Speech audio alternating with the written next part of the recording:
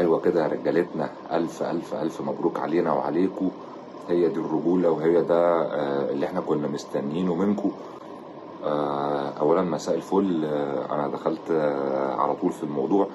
مساء الفل عليكم، والحمد لله امبارح كان يوم اهلاوي واتبسطنا فيه جدا جدا، وشفتوا شومر واللي عملوا معانا من هناك، واللقطات الحصريه اللي جابها لنا من هناك. الحمد لله كان يوم ظريف جدا جدا، وكلنا اتبسطنا، والاهلاويه كلهم اتبسطوا معانا. طالع ادردش معاكم كده في شويه حاجات صغيره، شويه نقط وليا وجهه نظر فيها، او يعني حابب ان احنا نتكلم فيها مع بعض.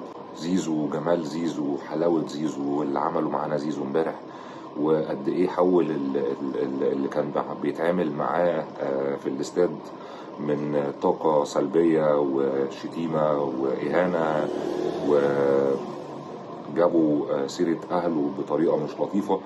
ان هو كان مان اوف ذا ماتش، هو وكذا حد طبعا، بس يعني احنا بنتكلم عن زيزو تحديدا لان زيزو هو اللي كان عنده المشكله كلها، او هم كانوا الجمهور رايح امبارح مش عشان يشجعوا، هم رايحين علشان يشتموا زيزو. نتكلم على الرجوله، واعتقد انا قلت ده سريعا في اول الفيديو. امبارح كان كله رجاله بصراحه، مفيش حد قصر، مفيش حد ما عملش اللي عليه، كله عمل اللي عليه بجد. بسطتونا وشرفتونا واسعدتونا جدا جدا جدا. استمروا على كده، هتلاقونا دايما في ظهركم، هتلاقونا دايما بنسبورت معاكم في كل مكان وفي كل زمان هتلاقونا. هنتكلم على نقطتين مهمين، او ثواني الاذان وهرجع. فبقول احنا عايزين نتكلم في نقطتين. قلنا زيزو، جمال زيزو. زيزو يا جماعه كان قاعد بيسرح شعره وهو واقع على الارض.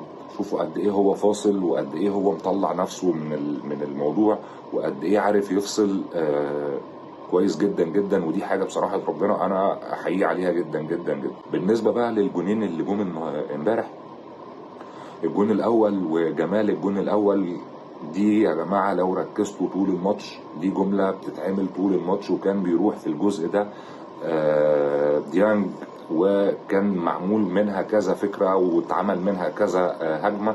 والجميل في الموضوع ان زيزو طلعها بالمقاس، والاستلامه الخطيره من بن شرقي الصراحه، والكتمه بتاعت الكوره بصراحه حلوه جدا جدا. الجون التاني يا جماعه خطير، لو ركزتوا في تفاصيله هتلاقوا ان مروان مطلعها خطيره بوش رجله كده الخارجي لطاهر، وطاهر عمل فيها فنت لطيف جدا جدا، وكمل ووصل معاها لحد اخر الملعب خالص وراح معرضها. هتلاقي اللي رجع خدها تاني هو مروان، وراح كاتمها ببطن رجله كده في الارض.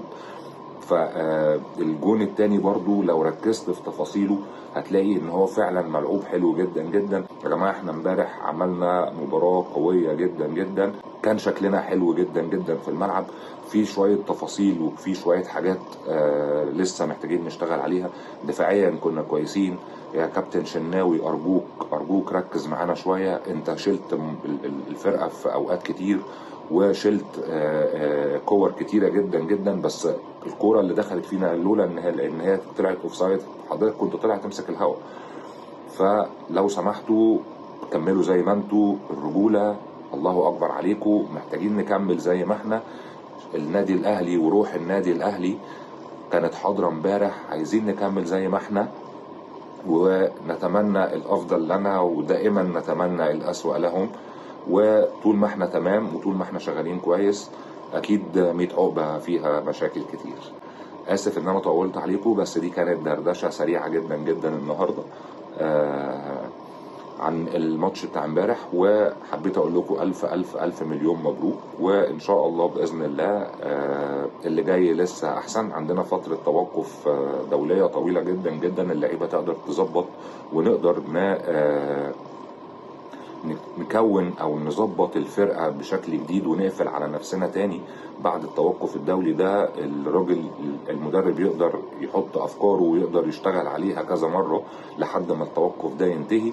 فالحمد لله على المكسب ان الجنه قبل التوقف ده، لان احنا كان التوقف ده بصراحه هيبقى بالنسبه لنا دمه تقيل جدا جدا لو ما كناش هنبقى كسبانين. تاني وتالت الف الف مبروك للاهلاويه، واسف ان انا كنت طولت عليكم.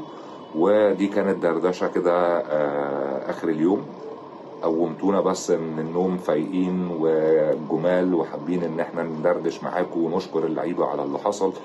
فألف ألف شكر للعيبة، وألف شكر للجمهور اللي كان هناك، وألف شكر ليك يا شومر على المجهود اللي انت عملته من هناك. وإن شاء الله بإذن الله نشوفك على خير يا حبيبي بإذن الله. ومبروك يا تاسو، مبروك يا شومر، مبروك لكل الأهلاوية. أشوفكم على خير إن شاء الله في ماتشات تانية كتير وقعدات تانية كتير من على الكنبة إن شاء الله.